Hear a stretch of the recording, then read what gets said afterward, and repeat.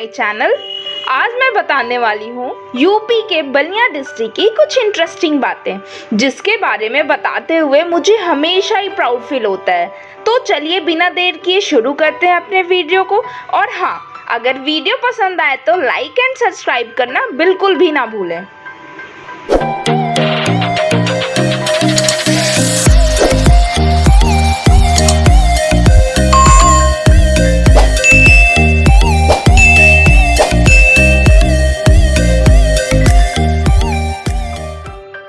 Ballia district UP का north eastern district है।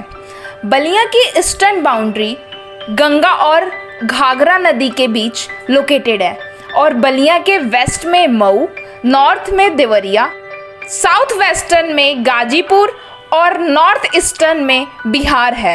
तो चलिए हम शुरू करते हैं।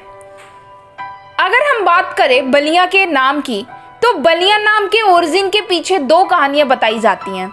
सबसे पहले यहाँ के लोकल लोगों का यह मानना है बलिया शहर का नाम इंडियन हिस्ट्री के फेमस संत वाल्मीकि जी के नाम से लिया गया है।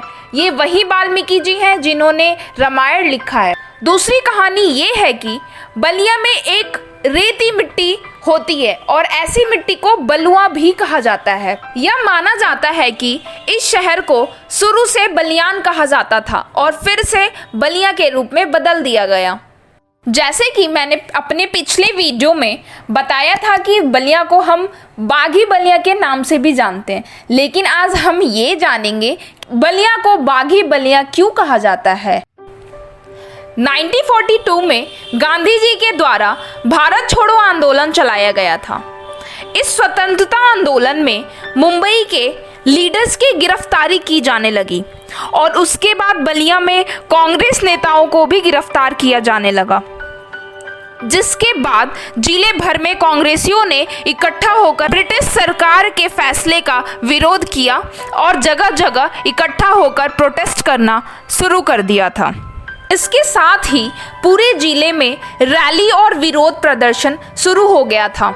उसके बाद ये ऐलान हुआ कि 14 अगस्त 1942 को बैरिया थाने पर कब्जा किया जाएगा और इसके लिए भूप नारायण सिंह को कमांडर नियुक्त किया और बैरिया थाने की तरफ बढ़ गए।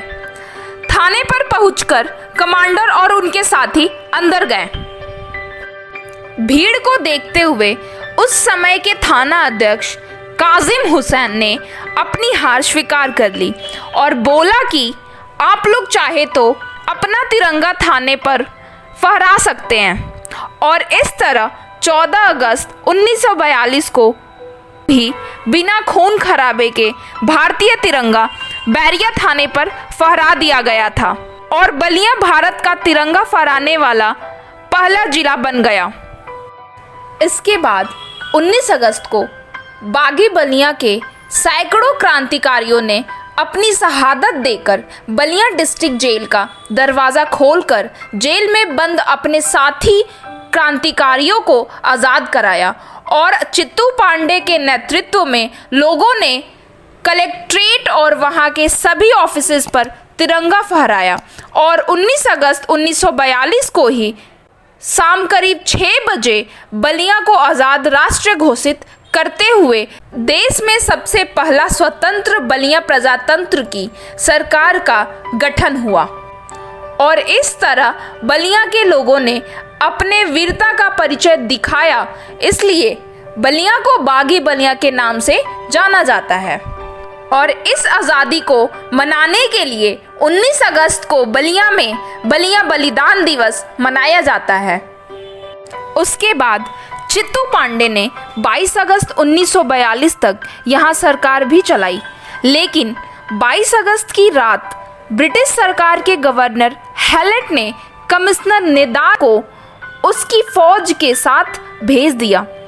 नेदार ने 22 अगस्त की रात को बलिया में अंधाधुंध गोलियां चलवाते हुए थाना, तहसील और सरकारी कार्यालयों पर कब्जा कर लिया।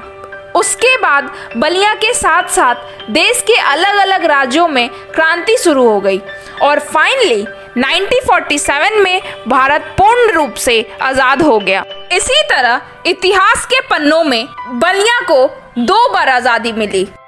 इसके साथ साथ अगर हम बलिया के क्रांतिकारियों की बात करें तो उसमें सबसे पहला नाम मंगल पांडे जी का आता है।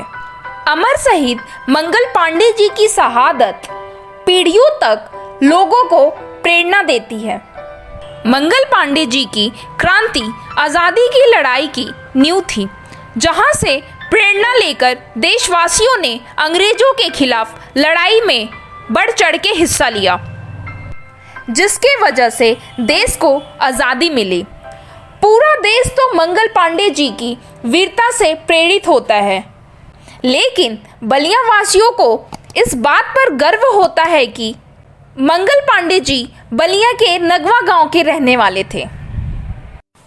ये तो हुई बलिया की कुछ वीरता की कहानी, जिसमें मंगल पांडे जी और चित्तू पांडे जी की अहम भूमिका थी। इसके अलावा अगर हम कुछ और लोकप्रिय चेहरे की बात करें तो बलिया में कुछ ऐसे भी चेहरे हैं जिनका नाम बलिया के गौरव को और बढ़ा देता है, जैसे कि जगदीश शुक्ला, जो कि एक साइंटिस्ट हैं, जिनको 2012 में पद्मश्री से नवाजा गया था। हजारी प्रसाद द्विवेदी, जिनकी बाण भट्ट की आत्मकथा जैसी बड़ी बड़ी रचनाएं हैं, इन्हें 1957 में पद्म भूषण उपाधि से सम्मानित किया गया था। और चंद्रशेखर जी, जो भारत के 8वें प्रधानमंत्री बने थे। चंद्रशेखर जी के नाम पर ही बलिया में एक यूनिवर्सिटी खोला गया, जिसका नाम है जननायक चंद्रशेखर यूनिवर्सिटी। इसके अलावा बलिया में कुछ ऐसे फेमस घूमने की जगह भी है जो बलिया की खूबसूरती को निखारता है, जैसे कि बलिया का सुराहा ताल, जिसे पूर्व प्रधानमंत्री चंद्रशेखर जी का ड्रीम प्रोजेक्ट कहा जाता है, ददरी मेला, भृगु आश्रम इत्यादि। इसके अलावा अगर आप चाहते हैं कि मैं बलिया पे और वीडियोस बनाऊं तो आप मुझे प्लीज़ कमेंट करके बताएं। और इसके साथ ही आज अपना वीडियो हम यहीं ख़त्म करते हैं और मिलते हैं आपसे नेक्स्ट वीडियो में। और हाँ, जाने से पहले लाइक एंड सब्सक्राइब ज़रूर करें। धन्यवाद।